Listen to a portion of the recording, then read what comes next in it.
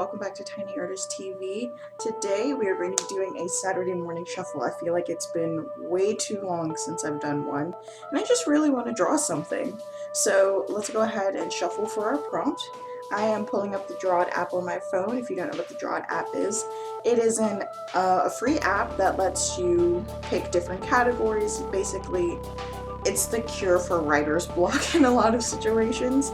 So there's different categories like fantasy characters, everyday living, nature, household pets, just all kinds of stuff. So today I'm going to be doing a fantasy character, and then I'm going to be doing a mystic creature to roll their animal companion. So for fantasy character, we have an honest troll chieftain. And then, for the mystic creature, we've got a brave ghostly djinn, and their accessory is a cylinder. So I guess that was previously their vessel, as opposed to a traditional lamp. So, in addition, I'm also going to be using the Coolers Co. app to roll my color palette. And I'm actually going to go ahead and do 2 of those so I can get a color palette for my gnome and then get a color palette for my djinn. I'm just going to the coolers.co website to get my color palettes. So let's go ahead and see what we have. And of course, the first one, I kind of just ignored the first one, even though this is a really nice color palette. I mean, they're all really nice color palettes. But I'm going to go ahead and shuffle one more time to get my Trolls palette. Okay. And I went ahead and saved it as a PDF so I can pull it up on my GIMP canvas later. And now I'm going to shuffle for the djinn's color palette. Uh-oh. Very, very genie-like. You know, I almost want to switch them just to make it a little more interesting, because this just feels... I'll make it work. I'll make it work.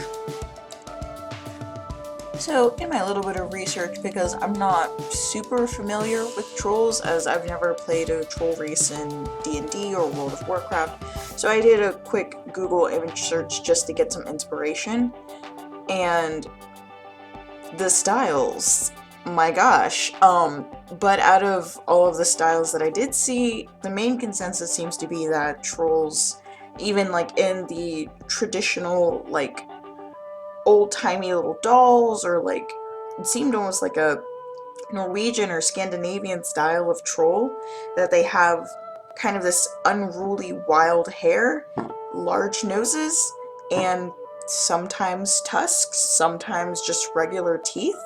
So that's going to be my main jumping board, and everything else is just going to be whatever I want it to be.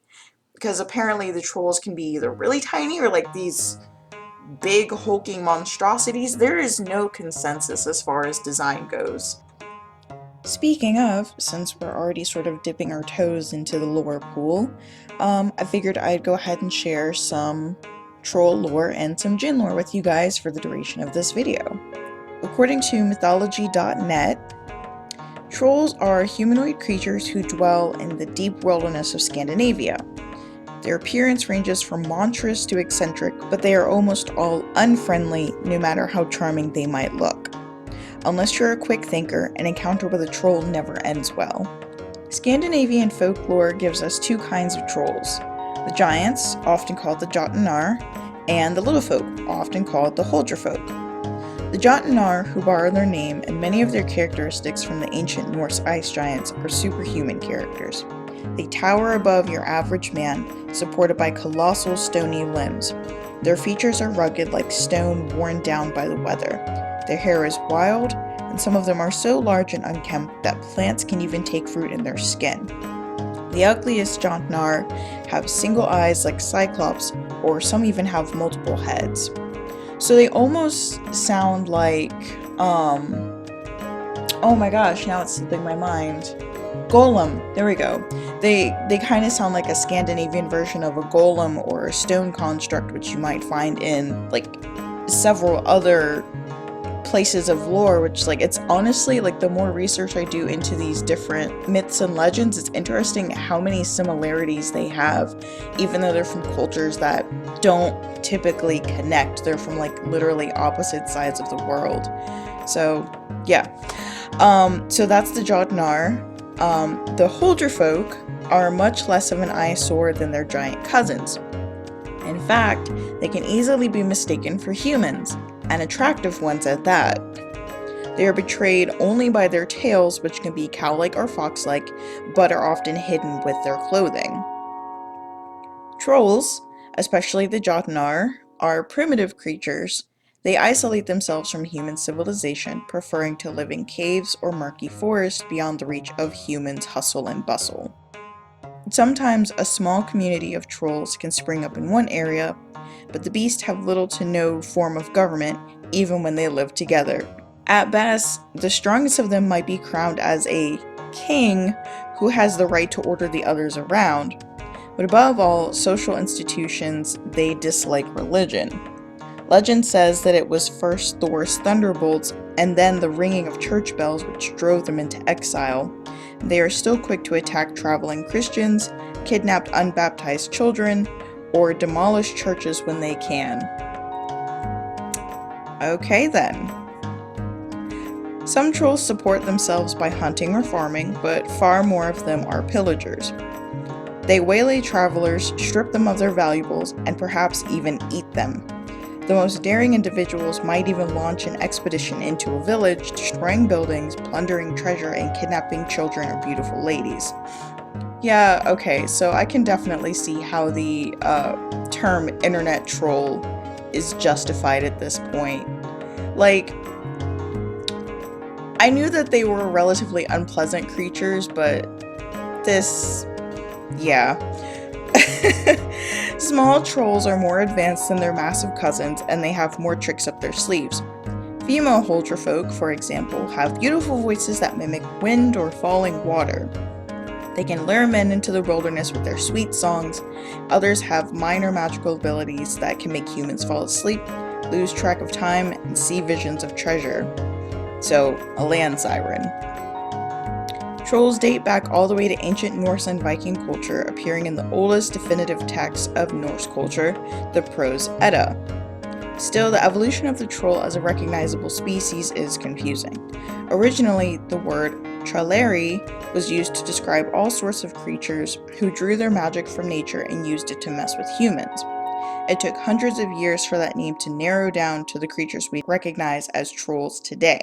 The sharp divide between the two types of trolls we recognize today, one being giant and aggressive, which are the Jotnar, and the other being cute and mischievous, the Huldra folk, is evidence of the past diversity of these creatures. Beginning with the Prose Edda, trolls have marched relentlessly across the pages of literature. At first, they were limited to Scandinavian fairy tales, which highlighted their stupidity by letting weaker creatures outsmart them.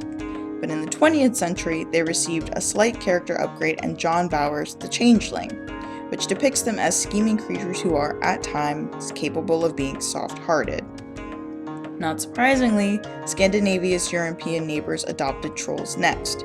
The monsters are especially popular with British fantasy writers including C.S. Lewis, J.R.R. Tolkien, and J.K. Rowling, all of whom preserved the unintelligent, ugly, and aggressive archetype of the troll. In the United States, trolls have received an unusual twist. They appear as small, lovable creatures who are especially fond of children, as in the movies Frozen and Trolls. They are even popular as collectible toys who are characterized by large round noses and tall, puffy piles of brightly colored hair.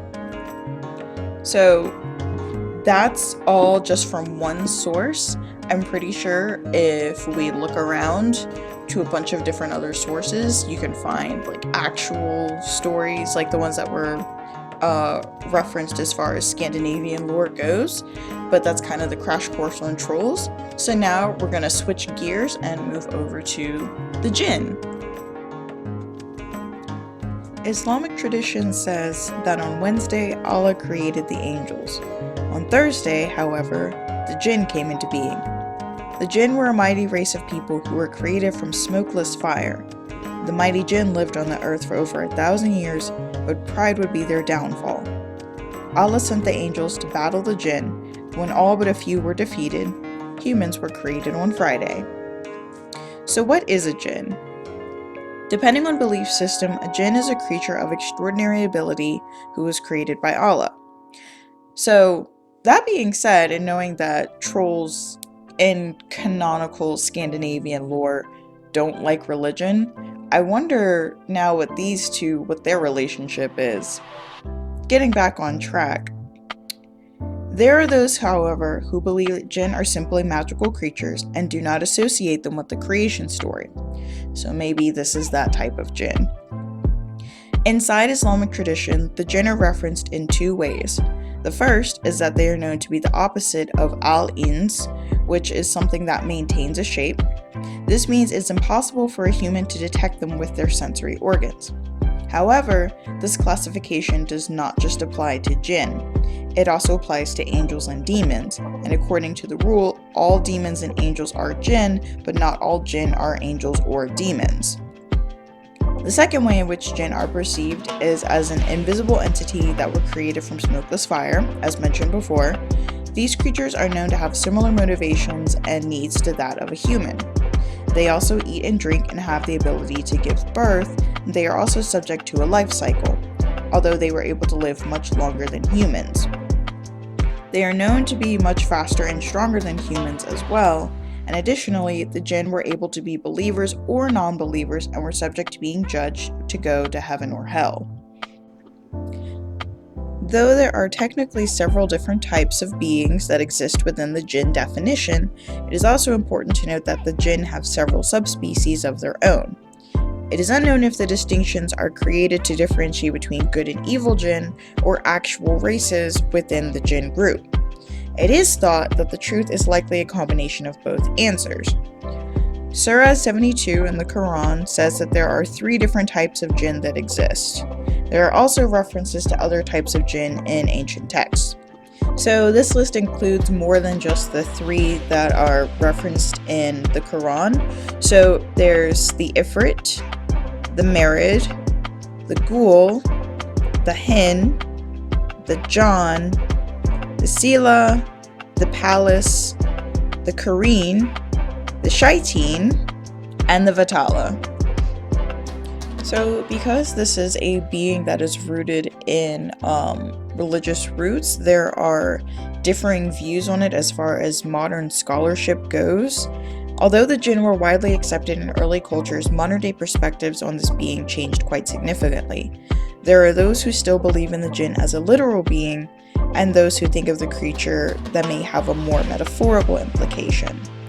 Despite the recognition of the jinn by Islamic tradition, there are scholars who do not believe in the existence of jinn at all. And you can read more on those perspectives on mythology.net because it goes really in depth with each different view. But we have come to the end of today's Saturday morning shuffle. We'll see you next time for the next March of Robots video. So for now, have a happy Saturday and a weird day.